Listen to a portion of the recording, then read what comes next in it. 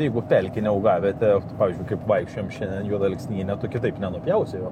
Normalaus drėgnumo miškuose kelmų aukštis, pavyzdžiui, spygliuočių tiek eglės, tiek pušies negali būti aukštesnis negu 15 cm nuo šaknies kaklelio.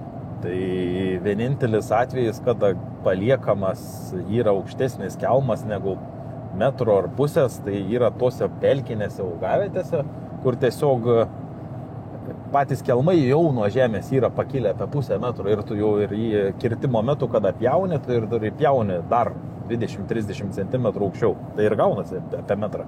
Bet kad paliktum metro aukščio, nelogiška pjauti yra kelmą metro aukščio, palikti metro aukščio dėl to, kad tu medienos prarandi turi. Ar tau žmogystą negaila žvėrelių, kuriems nebėra kur dingti? Čia apie tos pačius medžiotojus, toliau. Vien plynės liko, bėga vargšeliai į miestus, blaškosi. O dar kiek jų žuvo Bilotaitės spygliuotose tvorose? Baisu. Kas ta Bilotaitė? Čia politikė? Čia aplinkos, ne aplinkos, jinai, koks ten ta ministrė? Bilotaitė, jinai buvo spygliuota. Čia kur nuo Baltarusijos tvorą? Ja, bet ten, taigi, ne nuo žvėrelių saugoja tą tvorą. Nu gerai, jo.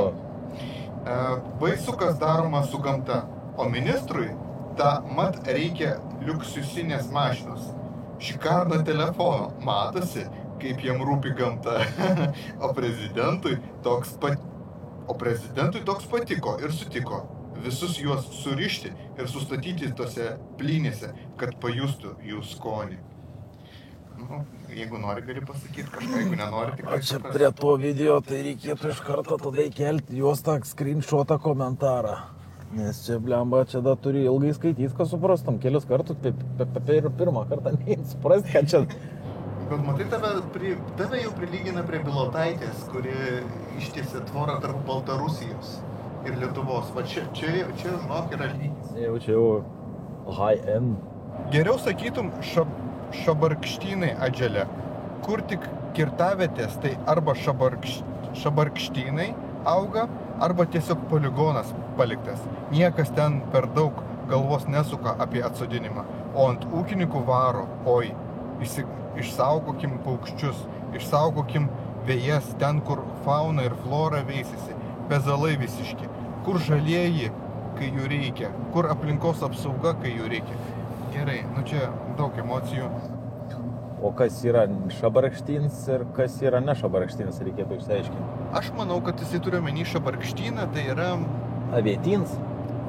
Ne, tokie medžiai, kur beverčiai, kur jų manimų, kad tai kur krūmai. Va, turbūt jisai turi omeny... Krūmai, gerai, o kas yra...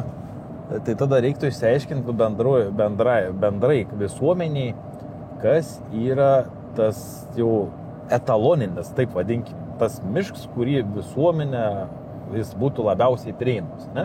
Yra saugomas miškų rūšis, pavyzdžiui, Punio šilas, jis yra saugomas, į kurį net negalima įeiti. Ten viskas virst, nusiverč visi medžiai.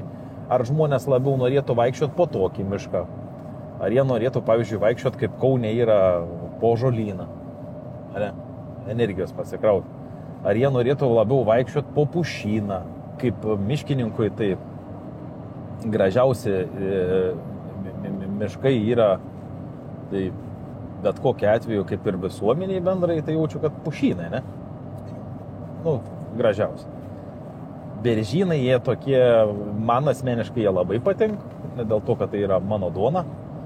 Kaune, pavyzdžiui, žolynės vaikščioti.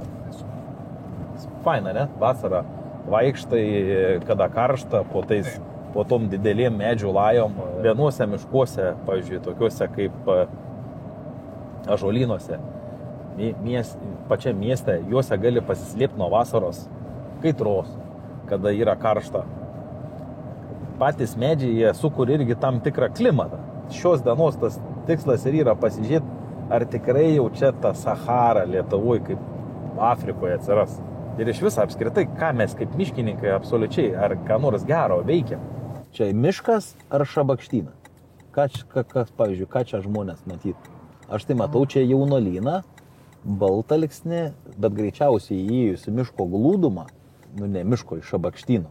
Šią akimirką sutikim, kad tai yra šabakštyna. bet jis yra neugdytas, mano paties kirstas išsikirtimui prieš 11 gal metų.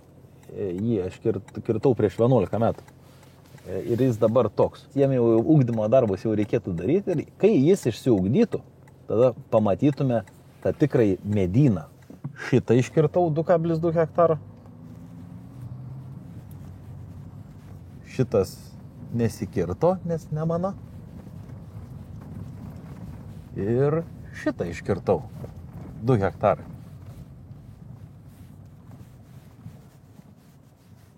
Mes čia pernai metais filmavom pavasarį. Va tavo jaunuolyną išugdytą.